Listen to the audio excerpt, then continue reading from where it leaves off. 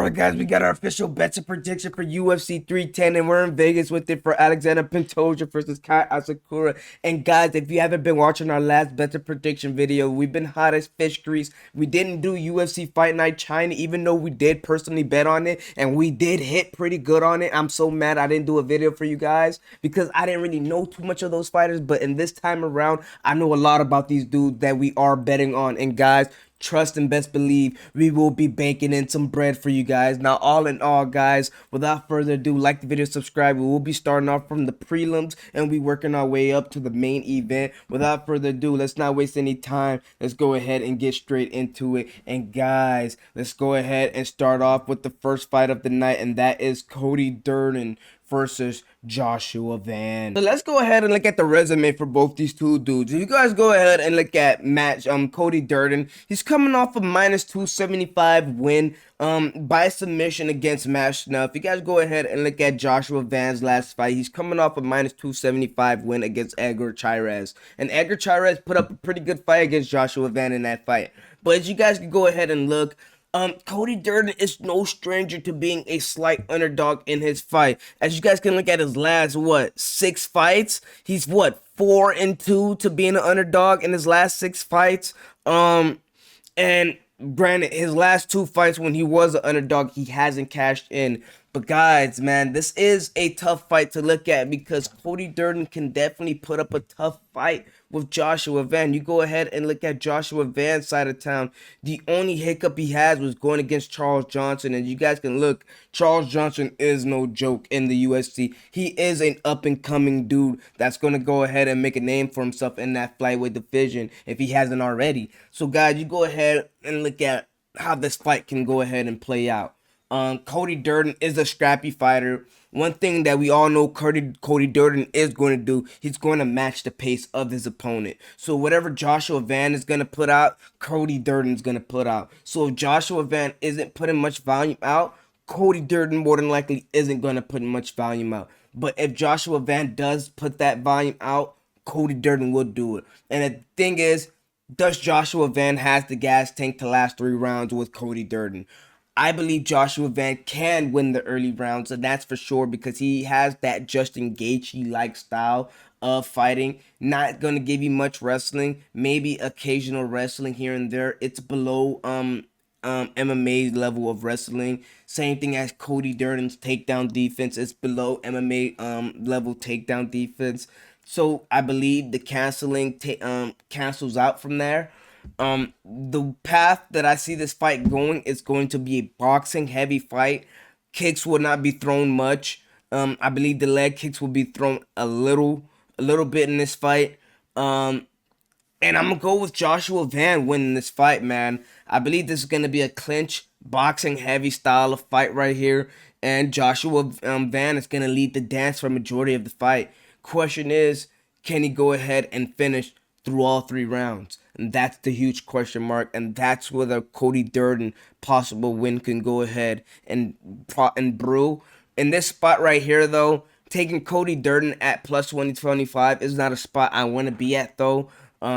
It's not a fun spot to be at. If you're betting, it's definitely going to be a spot that you're sweating on for no exact reason. He's not a huge underdog, so I don't see why betting on Cody Durden is the way to go. Joshua Van is the only way to go, but I'm not on a rush to bet this fight at all, guys. I'm going to keep it a beam with you guys. But if we're going to go ahead and add Joshua Van to the parlay, we're going to add him to the parlay right here at -160 on Hard Rock Bet. Guys, let's go ahead and get up to the next fight. All right, next fight up, we have Lucas Brzezinski versus Kennedy Nzechukwu. Now, guys, let's go ahead and look at the resume of Lucas Brzezinski. And, guys, you go ahead and look at it, man. It's look absolutely ugly, man. I'm not going to sit and lie to you guys, man.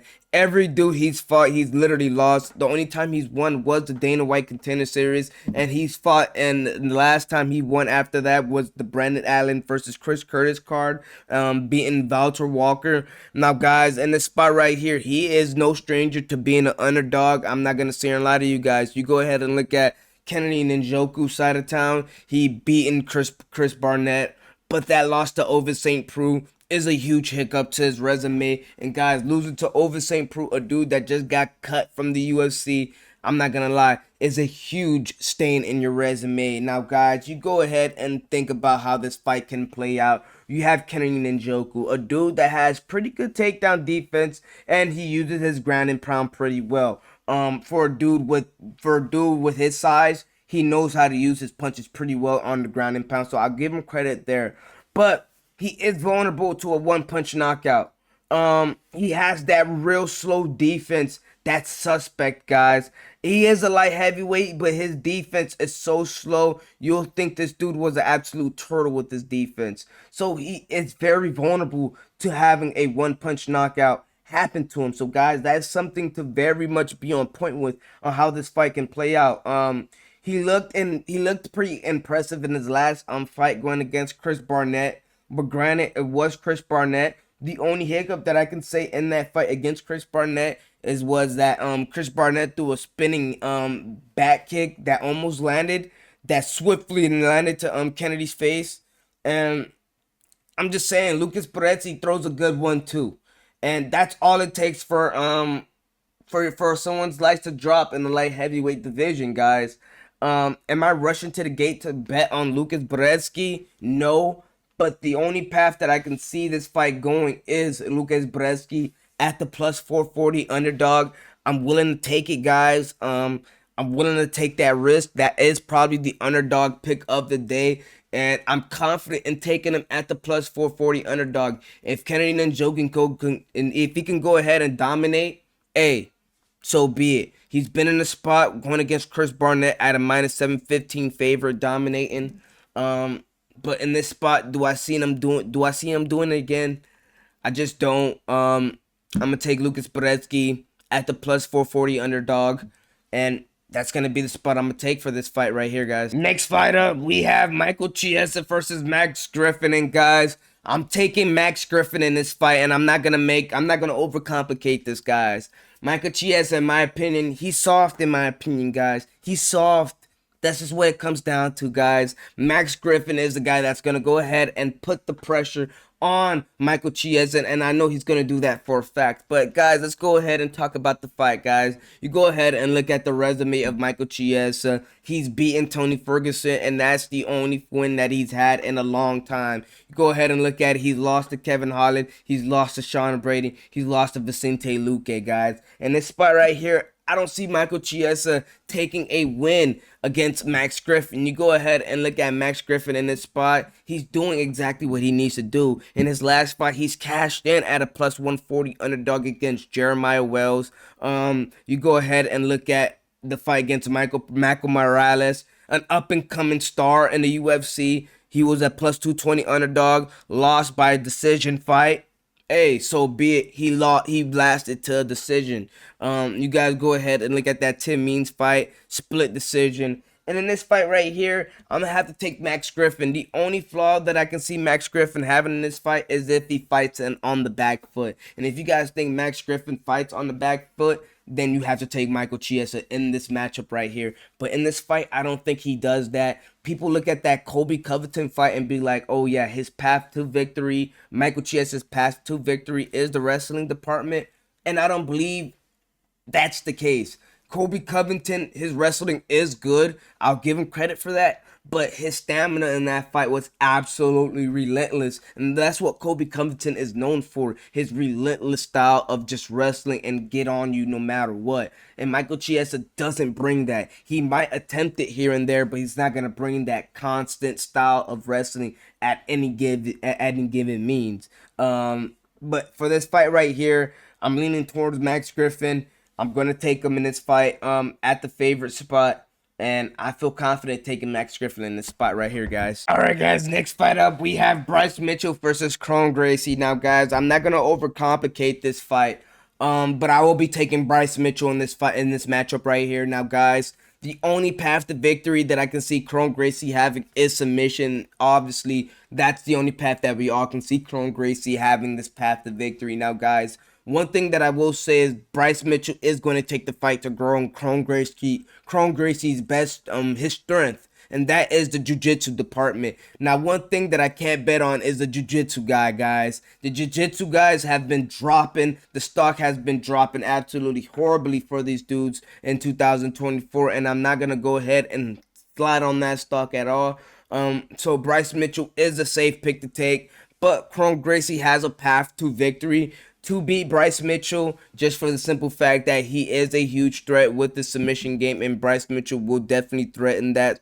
He will not bow nickel this fight and try to have this fight be a stand-up fight. This fight will get jiggy on the floor, and the question is, who do you guys think is going to come out of that room? I think Bryce Mitchell will, but this will be a tough fight for Bryce Mitchell. There could be moments where Chrome Gracie could put Bryce Mitchell in deep waters. Or the other way that this fight can go is Bryce Mitchell can possibly cut up Chrome Gracie, elbow this dude to death, 12-6 this dude, and possibly go ahead and really work his ground and pound. It's a lot more openings for the ground and pound for Bryce Mitchell to take, and that he should be able to take. I will be taking Bryce Mitchell in this matchup right here at the -549 favorite. Now, all right, guys. Next fight up, we have Clay Guida versus Chase Hooper. And guys, I'm not overcomplicating this fight at all. I'm taking a young prospect and Chase Hooper. Chase Hooper should be able to fly through this fight right here. Clay Guida is in great shape. He is looking like a grown man, and Chase Hooper is looking like a little boy. But if you guys go ahead and look at the size difference between this dude, Chase Hooper just happens to look like the bigger fighter for some odd reason.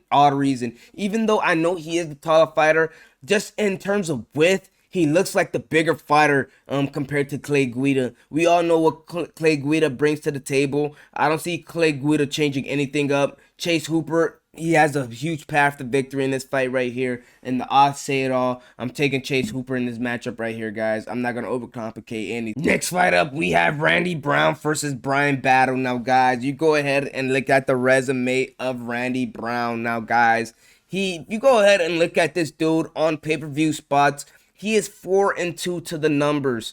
You go ahead and look at him in Fight Night Spot. This dude is 10-3 to the numbers. So if you're betting this dude on Fight Night Spot, you're just basically printing out money blindly on Randy Brown. So this dude, Randy Brown, has been in spots to where he is cashing out money. The only time where he didn't really cash out was against Jack Della Mena, and back then when Vince Luque was an absolute animal and was a trouble. Now you guys go ahead and look at this spot for Bryan Battle. He is a -200 favorite, but this is his first pay-per-view spot.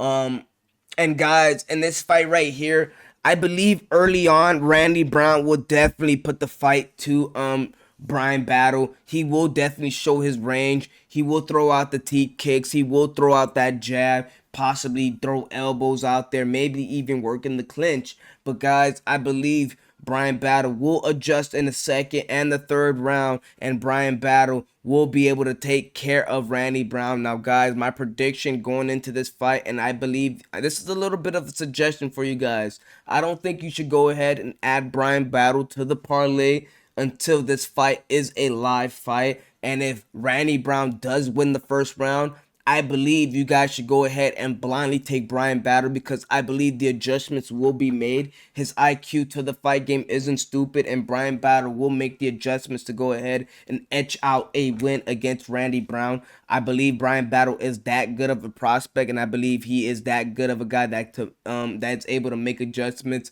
and that is a thing that he will be able to show in this fight. Now, guys, like I said, taking this fight as a live bet is the option that I'm looking at mainly so far. And I'm hoping that Randy Brown definitely does win the first round. Another option of what you guys should be able to take is this fight going above 2.5 rounds. If the number is at 2.5 rounds, let's go ahead and look at the number for the total of rounds, 1.5. So and the odds is -220 at the 1.5. And that's a spot that you guys should be able to take, because I think this fight is definitely going to decision. But all in all, guys, I will be taking Bryan Battle in this spot on the live bet if Randy Brown wins the first round. Next fight up, we have Anthony Smith versus Dominic Reyes. And now, guys, in this spot right here, Dominic Reyes is a -300 favorite. Anthony Smith is a +270 favorite. Now, guys, I don't want to take Dominic Reyes as a -300 favorite.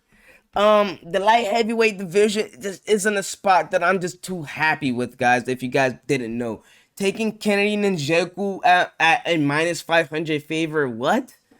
It's just not a spot I want to take. Taking Dominic Reyes as a minus 300 favorite, what? Just not a spot I just want to be at, guys. But in this spot right here, I have to take Dominic Reyes at the minus 300. Anthony Smith, he's just done, man. This dude is finished, man. I believe this is his retirement fight right here. Dominic Reyes should be able to beat him. Even though Anthony Smith did go ahead and he lost to Roman Dolidze, a dude that is smaller than him, and that was an embarrassing loss. Now in this fight right here, he's going against a dude that's bigger than him, so it's like, damn, he's in a bad spot right here. The only spot I can look at is Dominic Reyes, guys. Just don't like taking Dominic Reyes at minus 300. That's all it is. Next fight up, we have Doo Ho Choi versus Nate Landwehr. Now, guys, man, this fight right here, man, this is another fight where I think Doo Ho Choi, in the first maybe 2 minutes of this fight, he's going to show that he's technical. He's going to show that he's able to go ahead and put it together, man. Maybe throw a good jab, maybe throw a good leg kick in the mix of that. But in the mix of all that, I believe Nate Landwehr is able to make this fight dirty. He's able to make this fight a nasty brawling type of fight right here. And that's the type of fight I believe Doo Ho Choi isn't ready for. Nate Landwehr isn't going to show you that technical style of MMA. He's going to show you that dirty side of MMA, that king of the street style, that backyard MMA style of fighting that he's going to bring to Doo Ho Choi. And I don't believe Doo Ho Choi is ready for it. Now, guys, if you didn't look at my little rough draft for the bets and prediction, I was leaning towards Doo Ho Choi, but looking more into this fight, man, I just have to lean towards more of Nate Landwehr. I think Nate Landwehr brings this fight I think he does bring this fight to a knockout, or he definitely does put the beating on Doo Ho Choi in this fight right here. Taking him at a minus 142, I think it's a perfect spot, and that's a spot I definitely want to take Nate Landwehr at. So I'm taking Nate Landwehr for the win. Next fight up, we have Chris Weidman versus Eryk Anders. Now, guys, if you looked at my last bets and prediction video, man, I was going with Eryk Anders because I believe Eryk Anders had the better stand-up game. But now going further into this fight, man, I'm leaning towards Chris Weidman, guys. A shift in my heart changed, man. Now Eryk Anders pulled out of this fight because he was sick. So now he's bouncing back from that illness. So a little bit of fatigue can definitely play into this fight. This dude is 37, going against Chris Weidman, a wrestler, a dude that you know for sure is going to want to take this fight to the ground. And guys, I'm not going to sit here and lie to you, man. I had to take Chris Weidman at the minus 110 spot, and I'm feeling confident on taking Chris Weidman at this spot, man. I think Chris Weidman, even though he beat Bruno Silva, and Bruno Silva, if you guys didn't know, this dude is going through deep depression, so his mind wasn't during the fight, so it felt like that Bruno Silva didn't really put too much of a upstock in Chris Weidman's resume, but he did what he needed to do, cashed in at the plus 190 underdog spot. In this spot right here, I'm going to take Chris Weidman, cashing it again. Against Eryk Anders. I think his wrestling will be the grand factor of this fight, and I think that will be the thing to take Eryk Anders to deep waters. I'm going to take Chris Weidman in this spot right here. Next fight up, we have Aljamain Sterling versus Movsar Evloev. Now, guys, man, I think this dude's literally have the same exact fighting style. But I'm going to lean towards Evloev in this fight right here. Now, guys, it hurts me to say that Aljamain Sterling is going to take another loss here. But this dude is a bigger Aljamain Sterling, in my opinion, dog. These dudes do the same exact thing.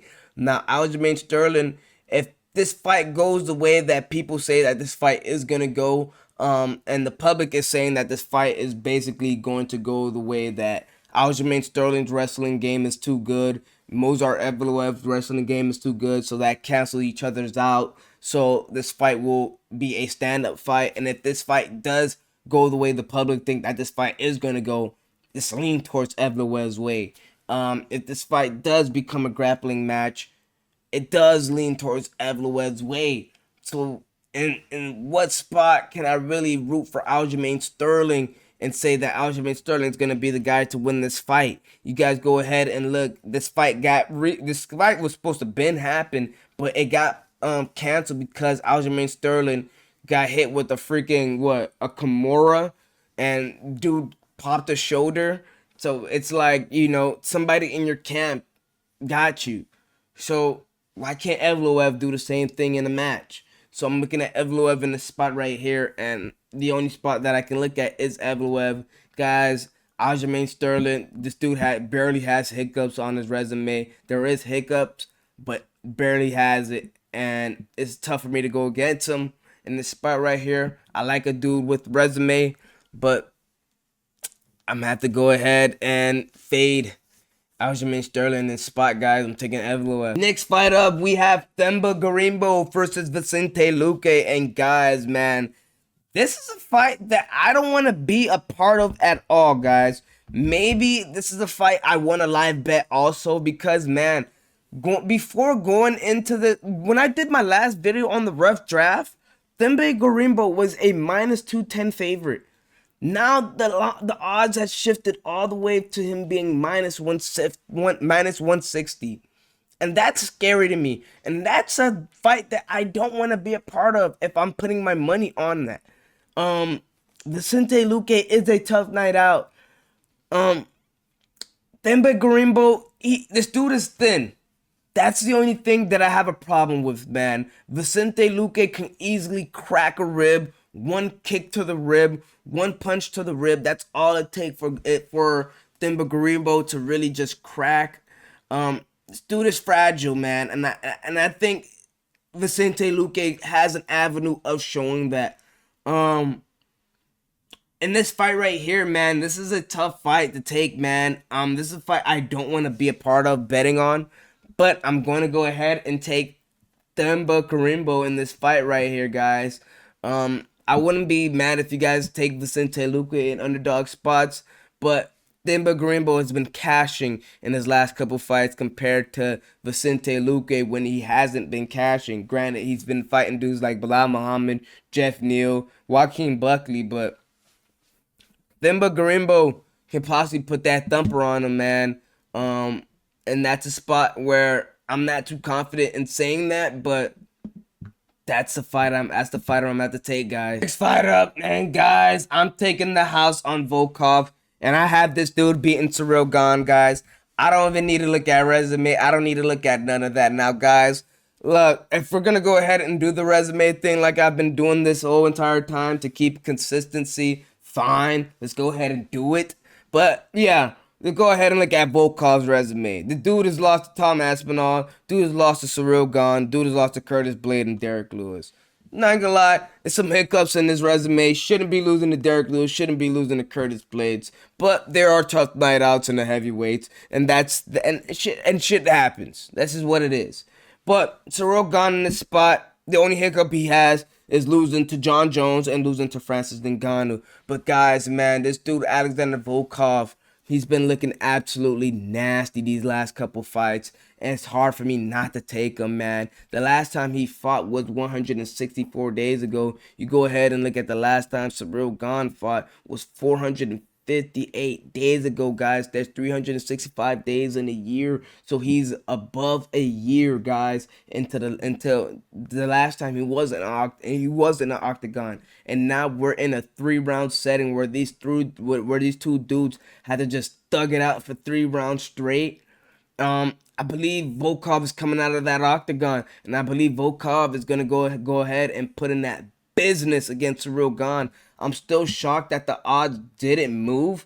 I don't know why he's still at a +275 underdog. I don't think I'm going crazy. I don't know if the odds are seeing something that I'm not seeing. That's the only thing that's concerning me in this fight. I don't see why Volkov is such a huge underdog and why he's an underdog in an underdog spot. But guys, I will be betting the house on Volkov, man. I think Volkov is my for sure underdog that's going to go ahead and win in UFC at UFC 310, guys. I will be betting the house on Volkov. Now, guys, let's go ahead and get on to the next fight. We have Shavkat Rakhmonov versus Ian Gary. Now, guys, man, I gotta give Ian Gary credit, man. If you guys go ahead and look at the resume for both these two dudes, by the way, before we even get to it, both these two dudes have absolutely clean resumes, doing what they need to do in the spots that they've been doing it at. You see, Shavkat Rakhmonov, even though they've been saying, yeah, he hasn't been fighting anything, but in spots where he does what he needs to do in his spots. You guys go ahead as a minus 588 favorite. He's winning in the second round by submission. 455 favorite, winning by submission in the third round. Minus 435 favorite, winning by submission in the second round. So he's doing everything that he exactly needs to do. There's no hiccups in what he's doing right now. Literally, as a huge favorite, he's cashing in as a huge favorite, not making things questionable as a huge favorite. And in Gary's spot, even when he's been a huge favorite, he's been cashing in. Even in as a slightly huge favorite, he's been cashing in. But in this spot right here, this is a spot where resume just doesn't matter, guys. This is a spot where game just recognize game. And Ian Gary, the only way that I could see this dude winning is this dude has to have a good counterpunch like how Conor McGregor did against Jose Aldo. And this isn't a Jose Aldo moment. I think Shavkat Rakhmonov is going to go ahead and just be levels above Ian Gary. We haven't seen that second gear from Shavkat Rakhmonov, and this is the fight where we're going to be able to see that second gear from Shavkat. Man, I think Shavkat does it, man. I will be taking Shavkat at the minus 350 favorite. I like Ian Gary. I like what he's doing. I like what he's bringing to the table. But I need to see it to believe it. I'm taking Shavkat Rakhmonov in this fight, guys. Let's fight up. We have the main event. Alexander Pantoja versus Kaya Sakura. And guys, I'm not going to overcomplicate it, man. I'm taking Pantoja, man. The dude that's been in big spots. The dude that's been fighting champs. Fighting Brandon. These dudes fighting Brandon Moreno, Steve Ursay, Brandon Royval twice. I mean, like, damn, Davidson Figueiredo. Like, this dude has been fighting some mother effers, dude. Kyle Sakura, you go ahead and look at his resume. He's fighting nobody but Manil Camp. That's all I can see. How can I take this dude? Even though this dude has been looking absolutely crazy and I can see the hype for this dude, I just don't think this dude brings it. I think Alexander Pantoja brings this win to the table, and I think this helps his legacy to become the best flyweight in that flyweight division. Obviously, he has to go ahead and try to compete with the Mighty Mouse, but this is an extra step forward for his resume, and I think he brings it against Kaya Sakura. Kaya Sakura is going to bring that extra thump, but not enough thump. Guys, you know my trend. It's always been fade the Asians, and in this fight right here, this doesn't change my opinion at all. We're fading the Asian. I'm not gonna overcomplicate it, guys. We're taking Alexander Pantoja at the minus 250 favorite. Now, guys, if we go ahead and look at all the stuff that we've been saying, that we've liked within this fight, let's go ahead and put it all together. We had Chris Weidman, we had Brian Battle, we had Evloev, we had my boy Vicente Luque, and that's the Vicente Gorbino. Guys, you see, this is how iffy I am in that fight, man. Part of me is saying Vicente Luque, so that's how much I'm really iffy about it. We had Dominic Reyes, we have Nate Landwehr, we had Volkov, we have Shavkat, and we have Pantoja. Is that everybody? And we have Beretsky. Let's go ahead and see how much $5. No, we can't even see how much $5 would have brought us. Are you kidding me? All right, so if we were to see what $5 bring us for all of these fights put together, we would hit a total of $6,000. So guys, do what you want with these picks right here. And be confident in your boy, because I will be winning you guys some solid bread. If you guys want $5,000, $6,000 in your pocket, follow your boy. And I'm highly thinking about doing it, man. If you guys want to go ahead and donate your boy $5, because I have $0 in my pocket. I have to find a way to go ahead and make a quick dollar for this UFC fight card so I can go ahead and bet with you guys. So if you guys want to go ahead and donate $5, maybe 10, maybe $20, so we can really work with some bankroll here. It will be pretty good. But I'm not begging for donations. I'm just saying it will be appreciated, mother f's. But if you are serious, holla at your boy in the comment section, man. All in all, man, enough of me trying to talk to y'all boys and let y'all boys know I need some extra dollars. Subscribe to this video. You already know what to do, man. Enough of me talking, man. It's your boy Freddy Sweaty, and I'm out.